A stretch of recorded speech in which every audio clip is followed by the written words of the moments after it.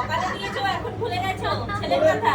কোলের বাচ্চা শেষ করে রেখে ও বাবা কোনটা পছন্দ বল বল না কোনটা পছন্দ সেটাই দেবে। এটা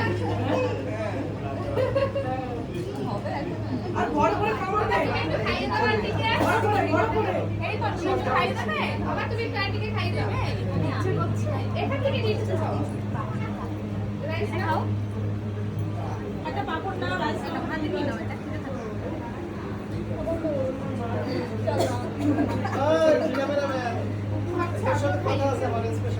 না আমি স্পেশাল কথা বলতে যাবো না আর আমি এদিকে খাইয়ে দেবে আন্টিকে